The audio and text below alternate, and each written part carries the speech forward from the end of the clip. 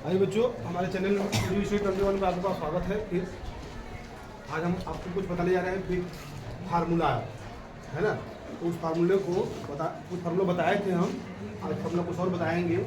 इसका हम लोगों को अगले चैप्टर में इसका क्या है उपयोग है। जैसे घन जानते हैं आप लोग, घन क्यूब। क्यूब क्या होता है? देखिए है जो डायस होता है, डायस इस तरह का,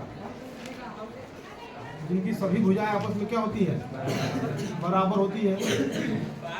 ठीक, यहाँ कहेगा कि घन का पृष्ठ क्षेत्रफल, घन का पृष्ठ क्षेत्रफल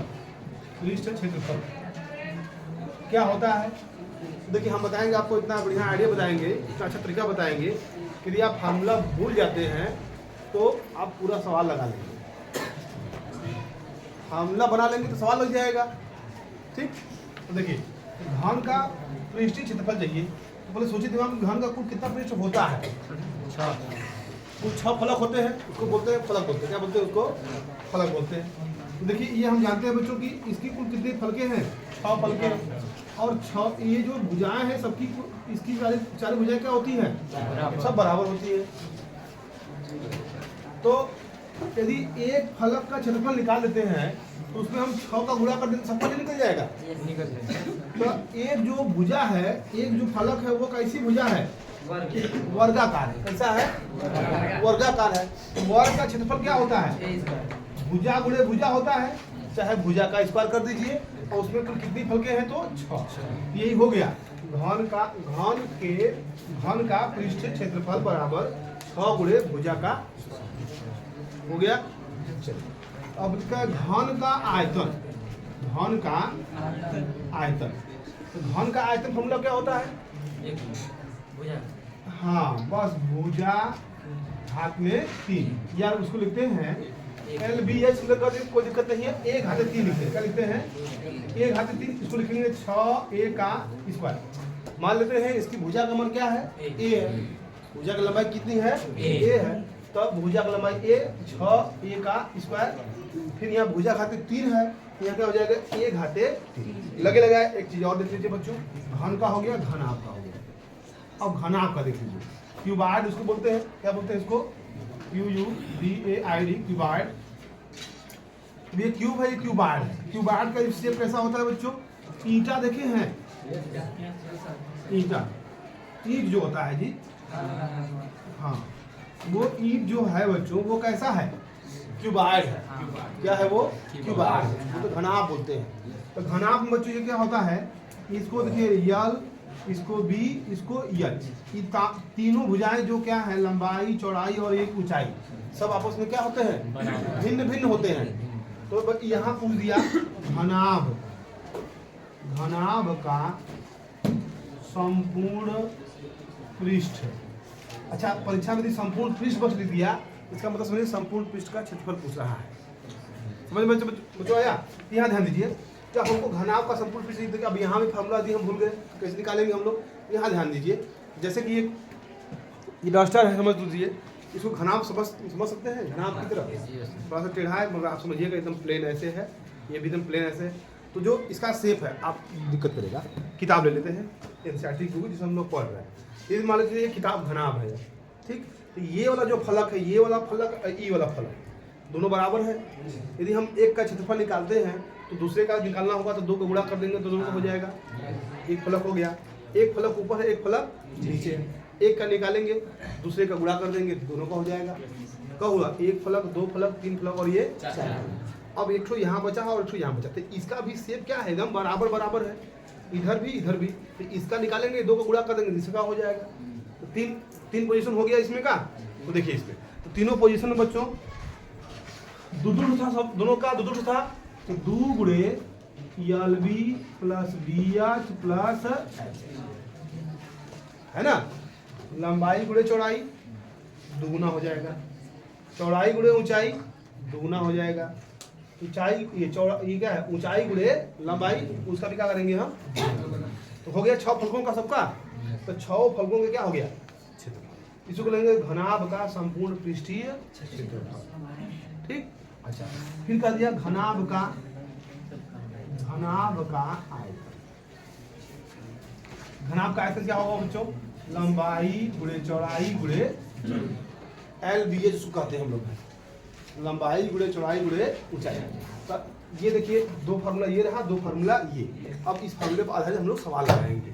ठीक, चलिए इसको लिख लीजिए। आइए बच्चों देखिए, ये NCERT बुक से हम लोग पढ़ रहे हैं, फिर है ना, सरकारी बुक है। 12.1 का पहला सवाल दिया है, इसमें हम पढ़ दे रहे हैं। दो घनों जिनमें से प्रत्येक का आयतन दिया हुआ है। देखिए दो ठो घन है, तो पहले दो घन बना लीजिए। मतलब दो घन है बच्चों, तो दो घन बना लीजिएगा। घन कहने का मतलब क्या हो जाएगा इसका? सभी भुजाएं आपस में क्या होंगी? इसकी बराबर होंगी। ठीक, इधर एक बना लीजिए यहाँ पे।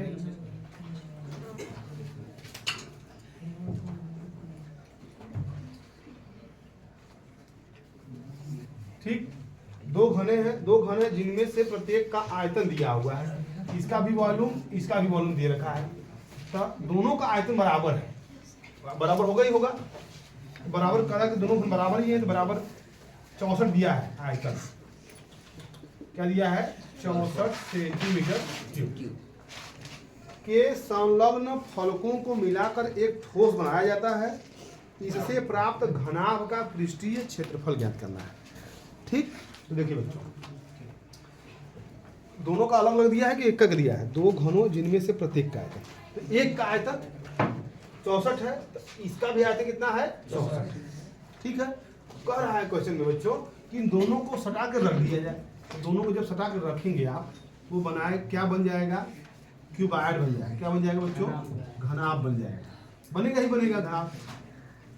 ये देखिए घनाभ रहता ना, समझ में आता तो वो बताते हैं। देखिए घनाभ बन गया, तो हम इसको यहाँ बीच में सटा दे रहे हैं।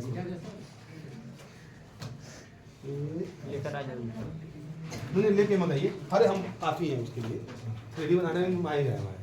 आइए देखिए, लेकिन नहीं दिख रहा है, दोनों सटा दिए। देखिए ये दोनों को हम क्या करें? सटा दिए। ये यहाँ पे तो दोनों सट गया, तो क्या बन गया? घनाभ बन गया। अरे 10-15 साल का अनुभव है, ऐसा मजाक तुम लोग हल्का ले रहे हो हमको। जो लिख देंगे वो आएगा, पक्का आएगा परीक्षा में। समझ लो कितना बढ़ा दे रहे हैं। आइए देखिए इसको यहाँ रख दिया, इसको यहाँ रख दिया गया। तो पहले बच्चों अब इसका क्या पूछ रहा है? पृष्ठीय क्षेत्रफल पूछ रहा है। तो अभी मैंने फॉर्मूला बताया है कि इसका पृष्ठीय क्षेत्रफल निकालने के लिए क्या करेंगे? 2LB + BH प्लस ये फॉर्मूला चाहिए हमको। तो LB BH ऐसा कहाँ से मिलेगा हमको? तो पहले हम लोग इसकी भुजा तो निकाल ले, इसकी भुजा हम लोग निकाल लिया जाए। तो एक घन का पहले भुजा निकाल लीजिए। जानते हैं घनाभ, ये घन का आयतन है। तो घन का आयतन का फॉर्मूला क्या होता है? भुजा घात में 3। यहाँ 64 है, तो 64 किसका होगा? 4 चौका 16 चौका 64, 4 घाते 3। यानी कि बच्चों भुजा का मान कितना आ गया? 4। घन की एक भुजा की लंबाई कितनी आ गई? 4।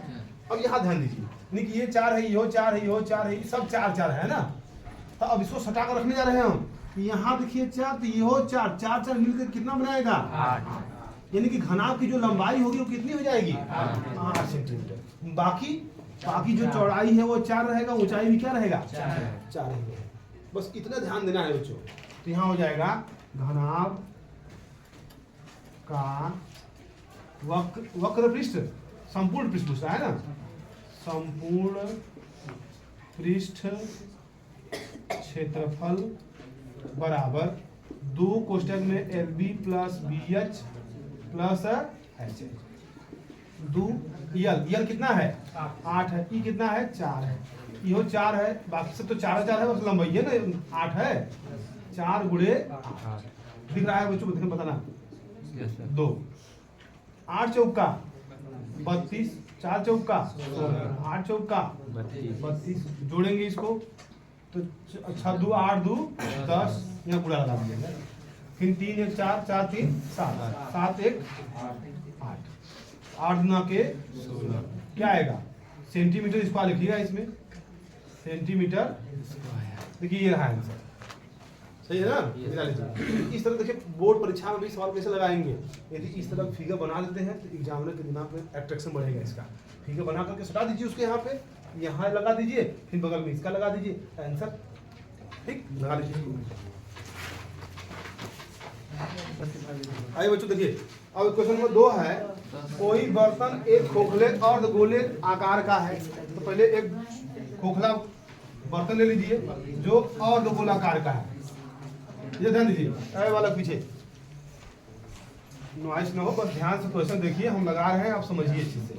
कोई बर्तन एक खोखले और गोले के आकार का है, या और गोले खोखले के आकार का है, ऐसे पूरा करने बंद हो जाएगा। आधा बनाना हमको है, ठीक है, जिसके ऊपर एक खोखला बेलन भी है, इसके ऊपर एक क्या है, खोखला बेलन भी है। यानी कि यहाँ पे आप ऐसे कर लीजिएगा, यहीं से हमारा क्या स्टार्ट है, बेलन स्टार्ट है। ये यहाँ तक गया इस तरह का, यहाँ से यहाँ तक बेलन है, यहाँ से यहाँ तक क्या है, अर्ध गोला। फिर कह रहा है कि अर्ध गोले का व्यास 14 सेंटीमीटर है, यानी कि यहाँ से यहाँ तक की जो व्यास है ये कितना है, 14 सेंटीमीटर। ये हो गया। इसकी त्रिज्या कितनी हो जाएगी बच्चों, 7 सेंटीमीटर। कहने का मतलब ये है ना कि 7 सेंटीमीटर जो त्रिज्या हो रही है, तो अर्ध गोले का ही नहीं हो रहा है, बेलन का भी बन रहा है। यही देखिए वो चीटिंग कर रहा है, एग्जामिनर परीक्षा वाला जो ले रहा है, प्रश्न बनाया है, यही चीटिंग कर रहा है कि आप बच्चा समझ रहा है कि नहीं समझ रहा है। वो सब कुछ बता रहा है, बेलन के बारे में बता रहा है, मत दे क्या रहा है, बेलन का भी दे रहा है और गोले का भी दे रहा है ना। तो यही ध्यान देना बच्चों, फिगर बनाएंगे तो समझ में आ जाएगा खुद अपने आप। फिर आगे क्या कर रहा है, एक खोखला बेलन है, अधारोपित है, और गोले का व्यास दे रखा है, कुल ऊंचाई दिया है 13 सेंटीमीटर, यानी कि यहाँ से लेकर के यहाँ तक पूरी ऊंचाई कितना दिया है, 13 सेंटीमीटर। अब इसमें मतलब कहने मतलब बच्चों क्या हो गया, बेलन का ऊंचाई क्या रहेगा, फिर ये आपको समझना पड़ेगा। यानी कि ये यहाँ से देखो, जब ये त्रिज्या ये है तो ये भी तो त्रिज्या है, देखिए यहाँ से यहाँ तक ये क्या हो जाएगा, 7 सेंटीमीटर, यानी कि और गोले की ऊंचाई कितना हो जाएगा, 7 सेंटीमीटर। तो बचा कितना, 6। बहुत लंबा बना दिए हम लोग, ये तो इतना 7 सेंटीमीटर, 7 से 6 बड़ा हो जाएगा, उसको छोटा बनाना है इसे, है ना, समझने के लिए। अभी नहीं कि एकदम खींच दो, बेलनाकार है, यहाँ से यहाँ तक ऊंचाई 13 है, कि कितना हो जाएगा बच्चों, 6 सेंटीमीटर। लगे कि नहीं 6 सेंटीमीटर है। अब 7 तंगीर बनाए, 6 इतना बना दे चलेगा नहीं, तो उसको समझिए, ये 6 सेंटीमीटर क्या हो जाएगी, बेलन की ऊंचाई। अब कह रहा है क्वेश्चन में कि इसका आंतरिक वक्र पृष्ठीय क्षेत्रफल, ये निकालेंगे बर्तन का आंतरिक पृष्ठीय क्षेत्रफल बराबर बेलन का लिख लीजिए पहले, बेलन का पृष्ठ क्षेत्रफल प्लस अर्ध गोले का पृष्ठ क्षेत्रफल। तो बेलन का पृष्ठ कितना होता है बच्चों, 2 पाई r इंटू एच प्लस इसका क्या होगा, 2 पाई r स्क्वायर। चूंकि देखिए 4 पाई r स्क्वायर होता है, गोले का पृष्ठीय क्षेत्रफल 4 पाई r को हम लिखवा चुके हैं, इसको देख लीजिएगा, वीडियो पढ़ा होगा आपने प्लेलिस्ट में 10th वाले में, और इसका भी लिखवा चुके हैं, दोनों लिख लेंगे बच्चों। यहाँ 2 पाई का मान कितना है, 22/7, याद रखिएगा, नहीं तो सवाल में लिखा होगा पाई बराबर 22 सवाल में पहले लिख दिया है। अब इसकी त्रिज्या कितनी होगी बच्चों, जो बेलन की है, जो मतलब अर्ध गोले का है वही बेलन का हो जाएगा त्रिज्या। 7 ऊंचाई कितनी इसकी है, तो बेलन की 6 है, 2 गुणे इसका त्रिज्या 22 नहीं, पाई का मान 22/7, त्रिज्या कितनी है 7, तो 7 गुणे 7 लिख लीजिए ना, क्या दिक्कत है, स्क्वायर है तो सब, हाँ 7 गुणे 7। अब देखिए यहाँ 7 कट जाएगा, यहाँ भी 7 कट जाएगा, गुणा करना है, यहाँ कितना हो जाएगा 88 नहीं, हाँ 44 गुणे 44 गुणे 6, यहाँ भी 44 गुणे 7, तो 6 चौका 24, 6 चौका 24, 24 2 26, यहाँ पे 7 चौक 28, 7 चौका 28 2 30, जोड़ देंगे 8 4 12 और 6 1 7 और 3 2 572 वर्ग सेंटीमीटर। देखिए क्षेत्रफल दे रहा है ना, तो वर्ग सेंटीमीटर का लिखेंगे, ये देखिए क्या हो जाएगा आंसर। अच्छा देखिए, परीक्षा में बताए थे आप लोगों को कैसे मार्किंग होती है, स्टेप मार्किंग ऐसे ही होती है। अब आपने फिगर बना दिया तो आधा नंबर यहाँ मिल जाएगा, सूत्र लिख दिया आधा नंबर यहाँ मिल जाएगा, कैलकुलेशन में इतना दूर लिख दिए, मान रख दिए, आधा नंबर मिल गया, आधा नंबर यहाँ मिल जाएगा। तो कौन नंबर, आधा आधा 1 आधा आधा, एक एक एक, 2 कितना होगा? 2 नंबर क्वेश्चन होगा कि नहीं होगा? 2 नंबर लायक क्वेश्चन है। यदि ये 4 नंबर में देता है तो 4 नंबर में देगा, फिगर में 1 नंबर मिलेगा, 1 नंबर यहाँ मिलेगा, 1 नंबर यहाँ मिलेगा, 1 नंबर यहाँ मिलेगा, 4 नंबर आपका हो गया। ठीक है ना? जितनी बड़ी सवाल है उतना नंबर मिलेगा आपको ना। इस तरह स्टेप मार्किंग होती है, परीक्षा की बता रहे हैं आपको। एकदम साफ साफ लिखेंगे, बराबर, ठीक बराबर के बराबर होना चाहिए। ये नहीं कि इधर उधर करिए इसको आप। ठीक, लिख लीजिए इसको। आइए देखिए अगला क्वेश्चन बच्चों ने क्या है कि एक खिलौना बनाया हुआ है।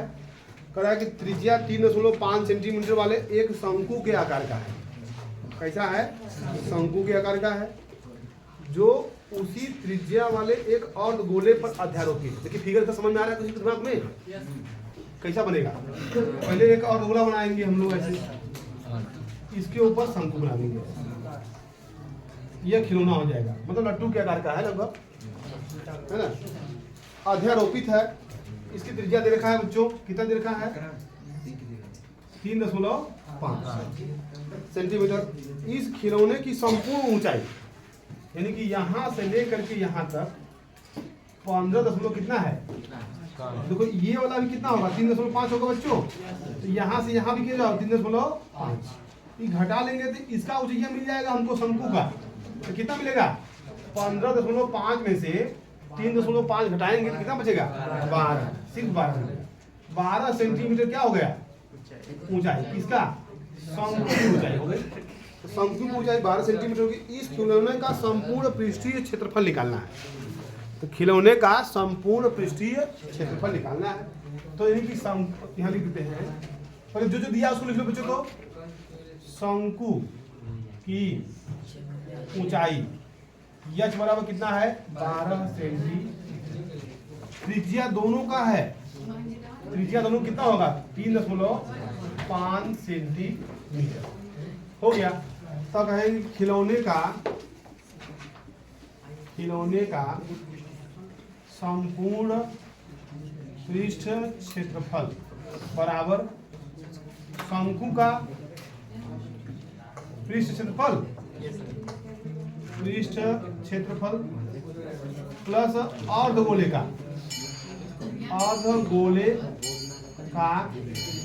पृष्ठ क्षेत्रफल।